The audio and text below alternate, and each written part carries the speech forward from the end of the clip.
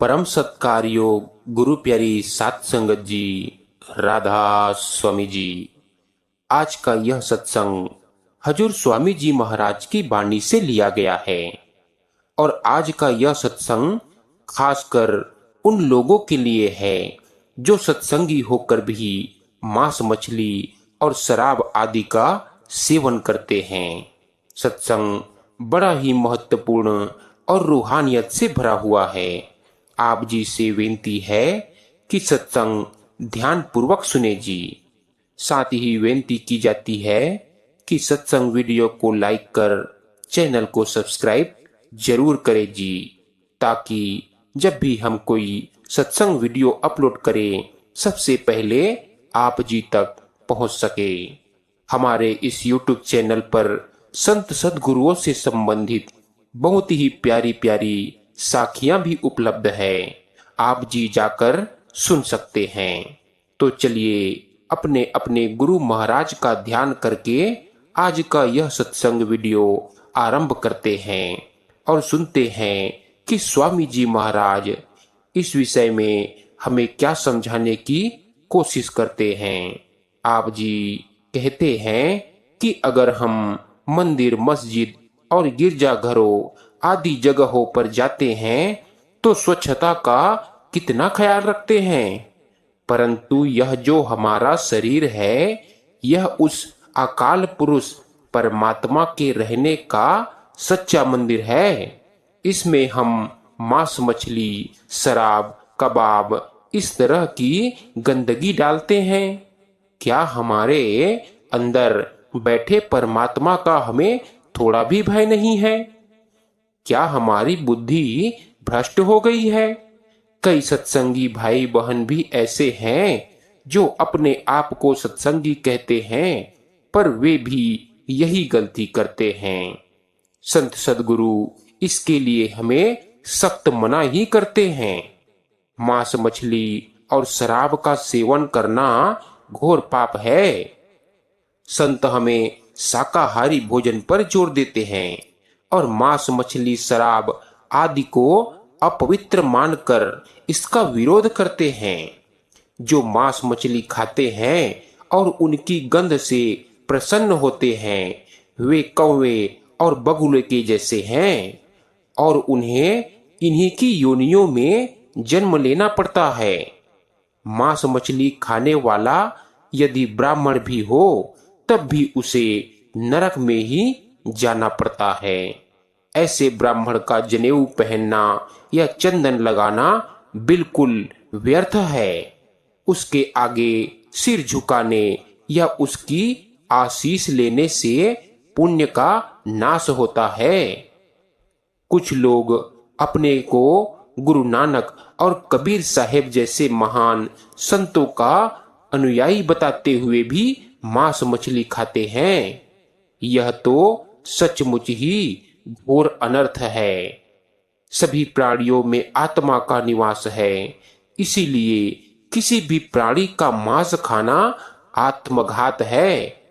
पर काल चाहता है कि हम मांस मछली खाकर आसानी से उसके चुंगल में फंसे रहें, इसीलिए वह मांस मछली को हमारे लिए सुलभ बनाए रखता है।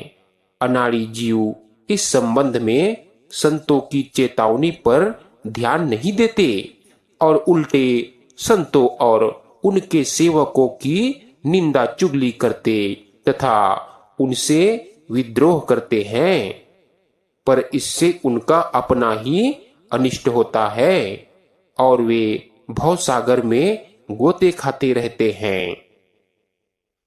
आप जी कहते हैं कि किसी भी जीव का वध करना घोर पाप है। धर्म के नाम पर जीवों का वध करना तो और भी अधिक घृणित कार्य है। जीवों का वध करने वाला नरक में जाता है और निर्मम यमराज उसे बहुत ही कठोर दंड देता है। जैसे हमें अपनी जान प्यारी है, वैसे ही दूसरे जीवों को भी अपनी जान प्यारी होती है। इसीलिए सभी जीवों को अपने ही समान समझते हुए हमें कभी किसी जीव की हत्या नहीं करनी चाहिए। अपने बच्चे को कष्ट में देखकर हमें घोर पीड़ा होती है, पर दूसरे जीव के बच्चे को हम बेहिचक और बेरहमी से मारते हैं। जो दूसरे जीवों के बच्चों को गला घोंटकर या फांसी लगाकर मारता है, उसे स्वयं निसंतान मरना पड़ता है। कर्म का यह अटल नियम है कि जो दूसरों का खून करता है उसका स्वयं खून होता है। जो जिसे मारता है उसी के हाथों उसे स्वयं मरना पड़ता है।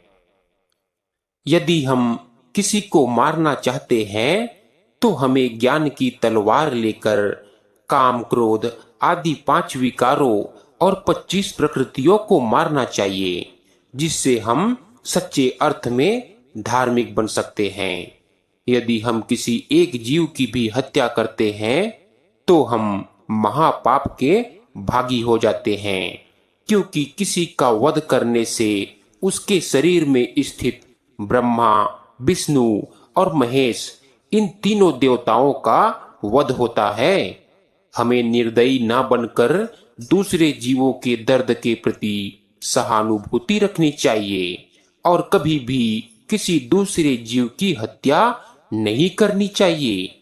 यदि हम किसी जीव की हत्या करते हैं तो यमदूतों से नहीं बच सकते। वे हमें दंड देने के लिए अवश्य ही बांधकर यमपुरी ले जाएंगे। संसार में केवल अपने ही स्वार्थ में लीन रहना अच्छी बात नहीं। किसी भी जीव पर बलपूर्वक अत्याचार नहीं करना चाहिए, यह अच्छा नहीं है। भूल कर भी जीव हत्या नहीं करनी चाहिए।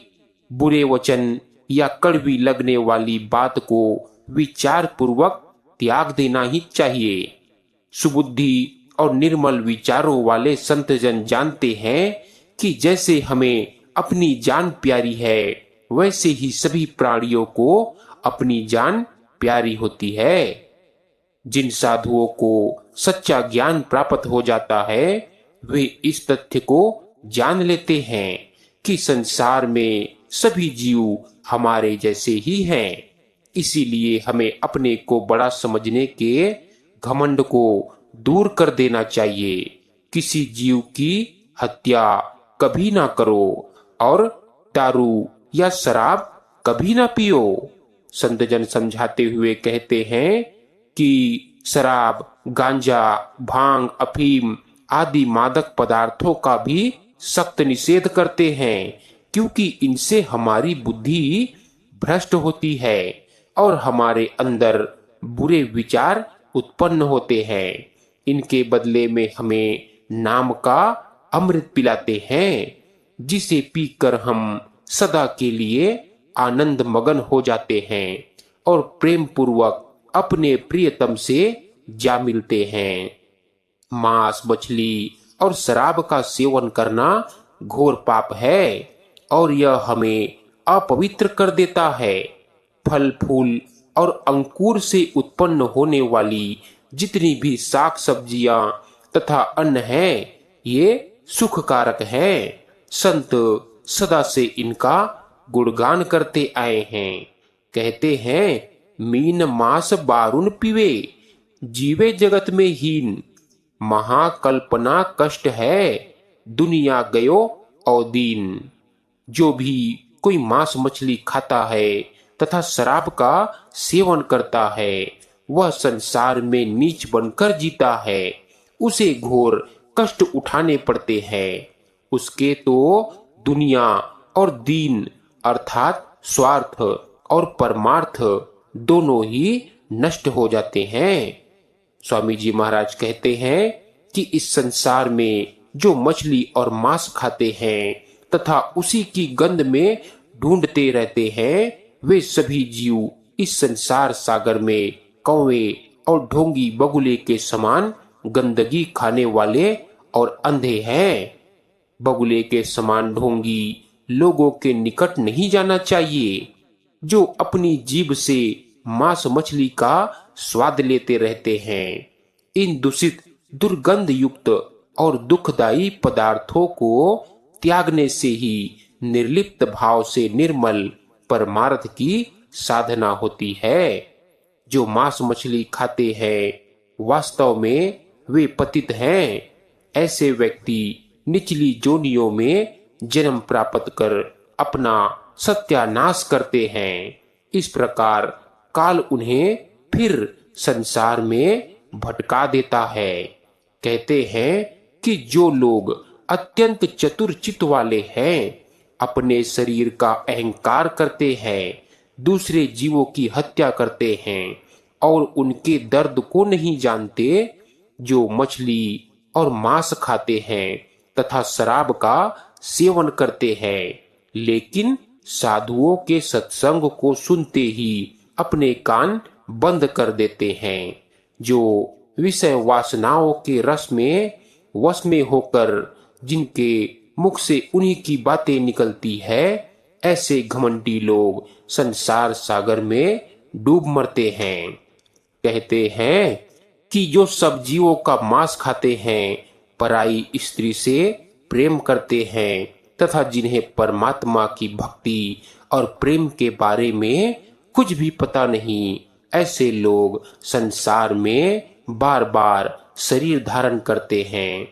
आप जी कहते हैं कि जिनकी विषयों से प्रीति है और जिनके मन का झुकाव जीभ के स्वाद की ओर है, उनके द्वारा कहे गए आशीष रूप वचन निरर्थक है।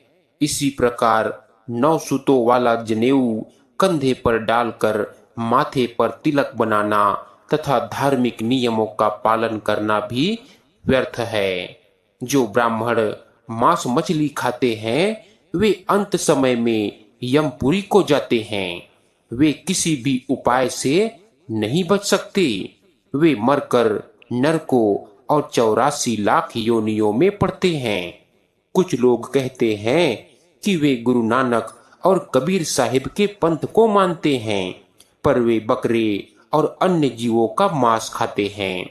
उनका यह कर्म तो ऐसा है कि इसे जबान पर लाना भी ठीक नहीं। जो पैगंबर खुद खुदा का रूप होते हैं, वे भी रूखी सूखी रोटी खाते हैं। वे कभी तीखे और पकाए हुए मांस को नहीं चखते और न ही जीवों का गला काटकर उनकी हत्या करते हैं। संत दरिया साहिब की वाणी है, सुनहु युधिष्ठिर परम स्नेही, सर्व मांस है मीन की देही।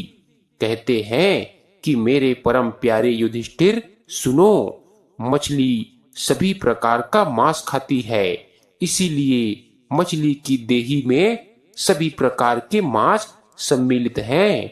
मछली खाने का धार्मिक नियम कहाँ रह जाता है, अर्थात मछली खाने वाले के कोई नियम नहीं रह जाते। जब गांजा और भांग पीते हैं तो परमात्मा का सच्चा ज्ञान कहाँ, अर्थात इनसे सच्चा ज्ञान नष्ट हो जाता है। कहते हैं कि हमें गाने बजाने वाले की मंडली में ना जाओ और पान अफीम इत्यादि नशों का सेवन ना करो। जहां कहीं भी अपवित्र नशे का सेवन होते देखो, वहां के लोगों की संगति में ना पड़ो। जो लोग अपनी जीभ से मांस मछली का मजा लेते हैं और नाम रूपी अमृत को छोड़कर शराब का सेवन करते हैं, उनके अंदर शराब के नशे से ऐसी कुबुद्धि भर जाती है कि वे साधुओं के सत्संग की भी निंदा करने लगते हैं। जो लोग संतों से वैर करके उपद्रव खड़ा करते हैं, वे अथाह संसार सागर में पड़ते हैं। यदि यह पूछा जाए कि तीनों लोकों का विनाश क्यों होता है, तो यह कहा जा सकता है कि इनके विनाश होने की बात तो उचित ही है, क्योंकि जब सभी के शरीर के अंदर आत्मा है, तो फिर लोग मछली और अन्य जानवरों का मांस क्यों खाते हैं। यही मांस मछली का खाना तीनों लोकों के विनाश का कारण है। काल इस संसार को पालता है, वह एक पल के लिए भी कभी बेखबर नहीं होता। वह जीवों को अपनी ओर खींचने के लिए उन्हें मांस मछली का भोजन खाने के लिए देता है। फिर कहते हैं कि ना तो किसी जीव की हत्या करो और ना शराब का सेवन ही करो। अपने अहंकार और अकड़ को दूर कर दो।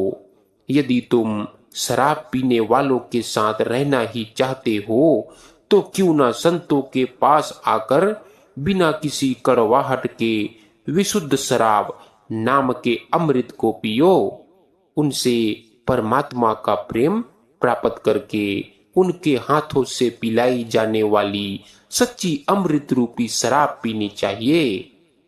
इस प्रीति की रीति के द्वारा वे तुम्हें प्रियतम परमात्मा से मिलाप करा देंगे। तुम दुकानों पर जाकर माया का नशा क्यों करते फिरते हो? जानबूझकर तुम अमृत को छोड़कर विष पी रहे हो। असली और विशुद्ध नाम रूपी शराब को पियो और कल्प प्रयत्न नशे में मगन होकर मस्त बने रहो। कहते हैं कि यदि संसार के सारे दुखों से बेखबर होकर तू शराब पीना चाहता है तो दिखावे और अहंकार को त्याग कर नाम के नशे में मस्त रह। जिसे सद्गुरु अपने हाथों से नाम का अमृत पिला देते हैं उसे फिर महाप्रलय का भी डर नहीं रह जाता। जिस बाग में साधु संत आकर बैठ जाते हैं वह प्रियतम परमात्मा से मिलने की वाटिका बन जाती है। यदि तू हृदय में जीवों के प्रति दया भाव नहीं रखता तो तू स्वयं अपने लिए आफत खोजता फिर रहा है। ऐसी हालत में तू अवश्य ही संसार रूपी समुद्र में गोता खाएगा। जीव हत्या करता है और शराब पीता है तो तू अवश्य ही नरकों में जाएगा। जो इस बात की पहचान किए बिना कि कौन सी चीज हमारी हक हलाल की कमाई की है और कौन सी चीज छल कपट की है, सब कुछ खाता रहता है और शैतान जैसा कर्म करता रहता है, वह बाद में पछताएगा। गुरु साहिबान कहते हैं कि अपने हृदय में अच्छी तरह विचार करके देख तो मुझे पता चलेगा कि प्रियतम के प्रेम में रंगे बिना तू धूल में मिल जाएगा।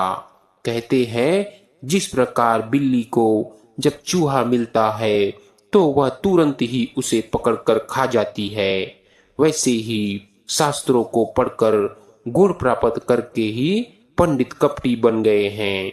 जब उनके घर पर बकरे का मांस लाया जाता है तो बच्चे खुशी से उत्पात मचाने लगते हैं। वे थोड़ा थोड़ा उन्हें देकर सारा मांस स्वयं ही खा जाते हैं। यह हैरानी की बात है, पर कहने योग्य नहीं कि कौन ब्राह्मण है और कौन कसाई, जबकि दुविधा या भ्रम में पड़े होने के कारण दोनों ही जीवों को मारते हैं।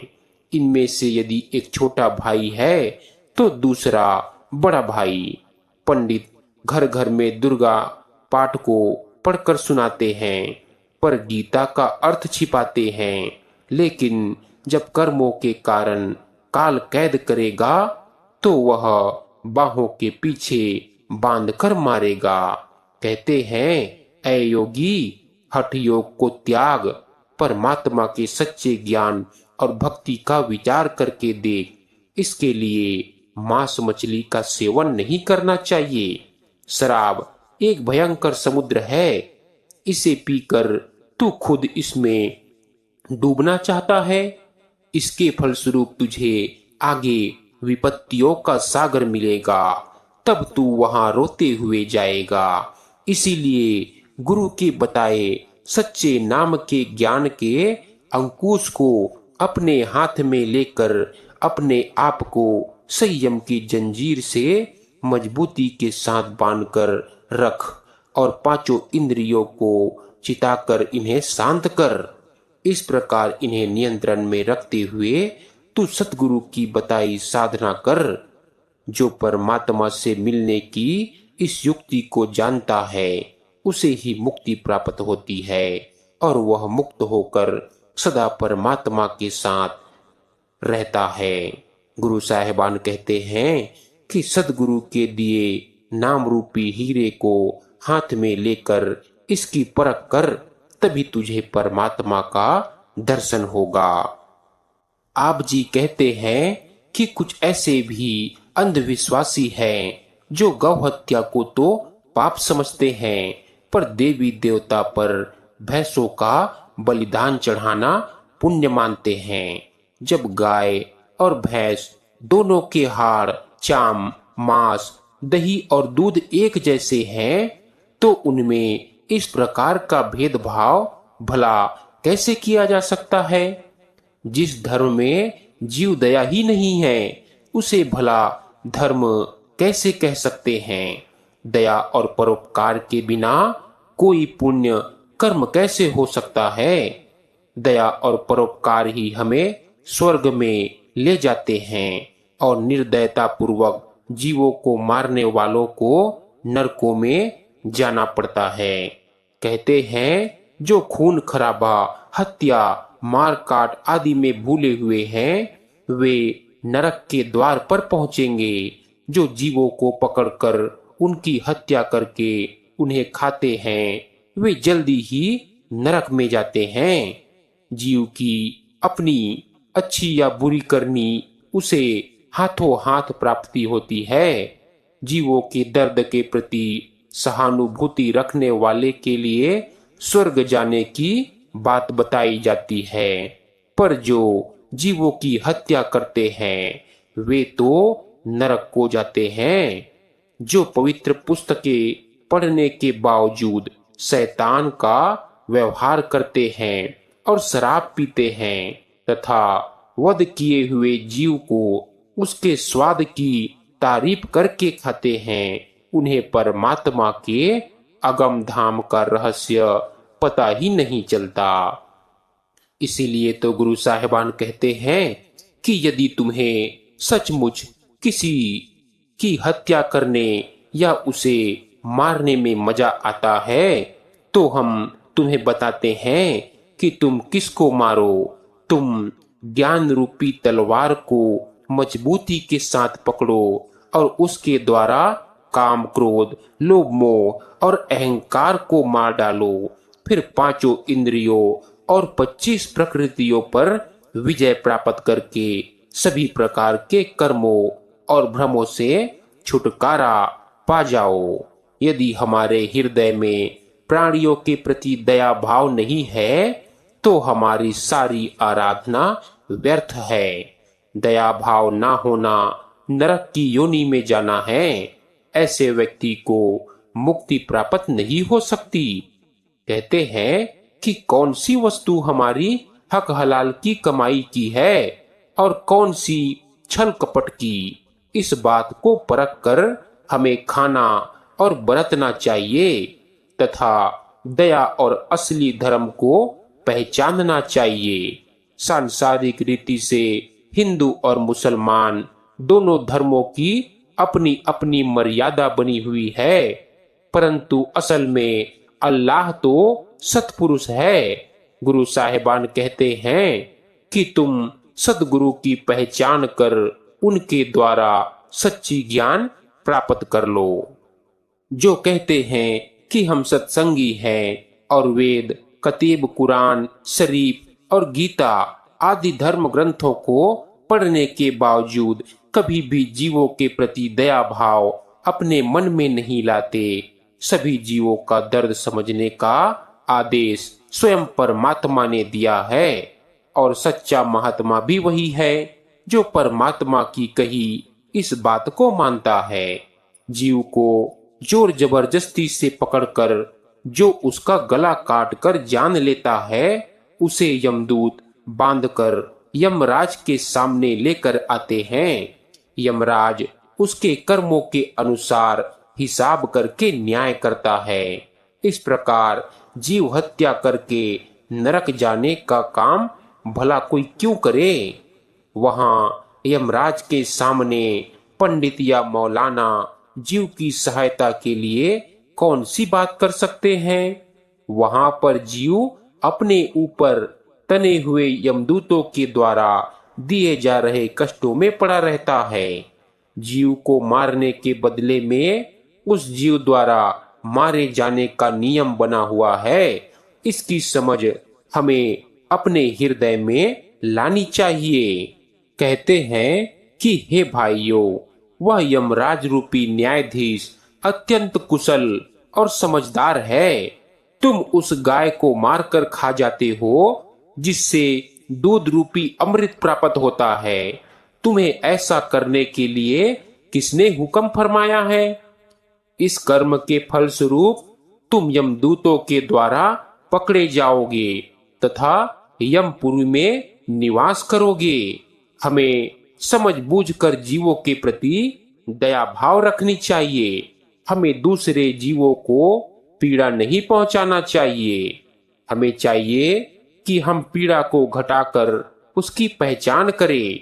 अपने आप को वैसा ही पीड़ा होने की कल्पना करें। जब कभी हमारे पांव में कांटा चुभता है तो हम चीख कर रो पड़ते हैं। इसी प्रकार हमें दूसरों की पीड़ा को समझना चाहिए, अन्यथा हम अपने जन्म को व्यर्थ ही खो देंगे। अपने बच्चे को प्रसन्न जानकर हम उसे खुशी से अपनी छाती से लगा लेते हैं, जबकि दूसरे के बच्चे को मारकर उसकी खाल खींचते हैं। इस कर्म का नतीजा हमारे सामने आ जाता है। यदि हमें दूसरों को दुखी देखकर बहुत खुशी होती है तो इसके परिणाम स्वरूप वैसे ही दुख और मानसिक परेशानी की हालत उलटकर हम पर भी आ जाती है। अपने घमंड के कारण जीव धूल में मिल जाता है। काल कठोर या निर्दयी होकर सजा देता है। गाय का वध करने का फल, मांस मटन और शराब कबाब खाने का फल जीव के सिर पर आ पड़ता है। काल का अनोखा फंदा है।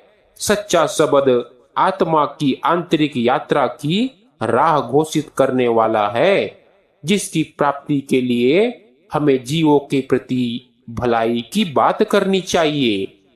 गुरु साहिबान कहते हैं कि जीवों के ऐसे दर्द को समझते हुए हमें सबके सब सुख और दुख को पहचानना चाहिए। अब सब कुछ कहकर अंत में हमें बड़े प्यार से समझाते हुए कहते हैं कि हमें मांस मछली शराब कबाब आदि को छोड़कर सांसारिक कामनाओं को त्याग कर सद्गुरु की शरण में जाना चाहिए। संसार के तुम्हारे पाप कर्म कट जाएंगे और तुम कर्मों से रहित हो जाओगे। पवन के समान चंचल मन को पहचानने के लिए अपने आंतरिक आकाश में प्रवेश करो। वहां नाम रूपी अमृत का रस पाकर मन अंतर्मुख ध्यान में मग्न हो जाता है। जब अंतर में स्थित कमलों की फुलवारी में कमल खिल जाते हैं तथा आत्मा रूपी भौरा उनकी सुगंध में मगन हो जाता है, तब काल का कोई डर उसके पास नहीं आ पाता। आंतरिक आकाश से जो टेर या शब्द धुन आ रही है उसे तुम सावधान होकर दृढ़ता से पकड़े रहो, नहीं तो काल तुम्हें अपना ग्रास बना लेगा। जब शब्द का भेद प्राप्त हो जाता है तो शब्द रूपी बाण का निशाना लगाते ही काल की सेना पस्त हो जाती है। जिन्हें भी शब्द की प्राप्ति होती है उनकी संभाल अवश्य होती है। इसीलिए इस अचल शब्द को भली भांति पहचान कर उसमें अपने ध्यान को स्थिर करो, तभी निर्वाण पद या मुक्ति प्राप्त होती है। इसीलिए तुम शब्द का भजन करो। धरती से आसमान तक सब कुछ सच्चे शब्द के सहारे बंधा है और इसी सच्चे शब्द को पकड़कर आत्मा संसार से पार जाती है। इसीलिए गुरु साहिबान कहते हैं कि हमें गुरु के ज्ञान को पकड़ना चाहिए, जिससे प्राप्त दिव्य दृष्टि से हम अगम परमात्मा तक पहुंच सकते हैं।